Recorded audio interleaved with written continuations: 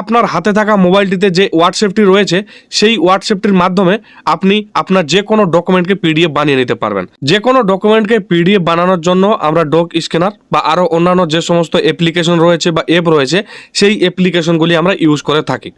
যেমন আমাদের ration card, আধার card, voter card আরও ইত্যাদি যে সমস্ত ডকুমেন্ট রয়েছে সেই সমস্ত ডকুমেন্টকে পিডিএফ বানানোর জন্য আমরা ডক স্ক্যানার বা আরও অন্যান্য যে সমস্ত অ্যাপ্লিকেশন রয়েছে বা অ্যাপ রয়েছে সেগুলি ইউজ করে থাকি। তবে আপনার হাতে থাকা মোবাইলটিতে যে হোয়াটসঅ্যাপটি রয়েছে সেই হোয়াটসঅ্যাপটির মাধ্যমে আপনি আপনার যে কোনো ডকুমেন্টকে পিডিএফ বানিয়ে নিতে পারবেন। আপনাকে কোনো অ্যাপ ইনস্টল করতে হবে না, আপনি শুধুমাত্র আপনার মোবাইলটিতে থাকা যে হোয়াটসঅ্যাপ রয়েছে সেই হোয়াটসঅ্যাপটি দিয়েই যে কোনো ডকুমেন্টকে পিডিএফ বানিয়ে নিতে পারবেন। তো কিভাবে আপনারা হোয়াটসঅ্যাপের মাধ্যমে যে কোনো ডকুমেন্টকে পিডিএফ বানাবেন জানতে হলে অবশ্যই ভিডিওটি আপনাদের প্রথম থেকে শেষ অবধি দেখতে হবে। তো চলুন দেখে নেওয়া যাক।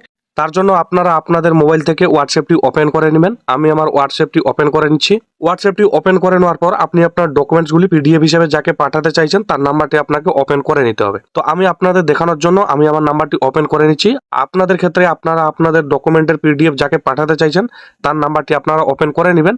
আমি আমার নাম্বারটি ওপেন করে নিচ্ছি। ওপেন করে নেওয়ার পর আপনারা নিচে একটি অ্যাটাচমেন্টের আইকন দেখতে পাচ্ছেন।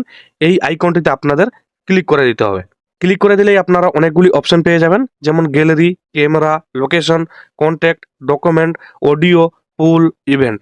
এই সমস্ত অপশনের মধ্যে আপনাদের এই ডকুমেন্ট অপশনটিতে ক্লিক করে দিতে হবে। ডকুমেন্ট অপশনে ক্লিক করে দেওয়ার পর আপনাদের সামনে এইরকম একটি ইন্টারফেস চলে আসবে। প্রথমের অপশনটি আপনারা দেখতে পাচ্ছেন ব্রাউজ ডকুমেন্টস। এই অপশনটিতে ক্লিক করে আমরা আমাদের ডকুমেন্টস সেন্ড করে থাকি। এরপরে আপনারা দেখতে পাচ্ছেন চুজ ফ্রম গ্যালারি। এই অপশনটিতে ক্লিক করে আমরা আমাদের গ্যালারির যে ফটো রয়েছে বা ভিডিওস রয়েছে সেই সমস্ত ফটোস বা ভিডিওস আমরা সেন্ড করে থাকি। এরপরে আপনারা একটি অপশন দেখতে পাচ্ছেন স্ক্যান ডকুমেন্ট। এই অপশনটিতে আপনাদের ক্লিক করতে হবে। ক্লিক করে দেওয়ার পর আপনাদের সামনে এইরকম একটি ইন্টারফেস চলে আসবে। এখানে আপনারা দুইটি অপশন পেয়ে যাবেন, ম্যানুয়াল। আপনি যদি ম্যানুয়াল ভাবে স্ক্যান করতে চান তাহলে ম্যানুয়ালটি সিলেক্ট করে নেবেন এবং এখানে অটোমেটিকলি অটো ক্যাপচার সিলেক্ট করা থাকবে। তো আপনারা অটো ক্যাপচারে সিলেক্ট করে রাখবেন। এরপর আপনার যে ডকুমেন্ট রয়েছে সেই ডকুমেন্টের পাশে আপনাকে ধরে রাখতে হবে। ডকুমেন্টটিতে ধরে রাখলে বা হোল্ড করে রাখলে আপনার যে ডকুমেন্ট রয়েছে আমি আপনাদের দেখানোর জন্য যে কোনো একটি স্ক্যান করে নিলাম। আপনারা আপনাদের ডকুমেন্ট স্ক্যান করে নেবেন। তো আপনার ডকুমেন্টটি আপনি যখন হোল্ড করে রাখবেন তখন ডকুমেন্টটি আপনার অটোমেটিকলি স্ক্যান হয়ে যাবে। আপনারা দেখতে পাচ্ছেন আমি যেটি স্ক্যান করলাম সেটি কিন্তু স্ক্যান হয়ে গেছে। এখানে কিন্তু একটি পেজ দেখাচ্ছে। আপনি যদি আপনার পিডিএফে আরও অনেক পেজ এড করতে চান বা আপনি একটি পিডিএফে আপনার সমস্ত ডকুমেন্ট অ্যাটাচ করতে চান তাহলে আপনারা এখানে একটি প্লাসের আইকন দেখতে পাচ্ছেন। এই আইকনটিতে আপনাদের ক্লিক করে দিতে হবে। ক্লিক করে দেওয়ার পর আপনার ডকুমেন্ট যে রয়েছে সেটিতে আবারও হোল্ড করে রাখতে হবে। হোল্ড করে রাখলেই আপনার ডকুমেন্টটি অটোমেটিকলি স্ক্যান হয়ে যাবে।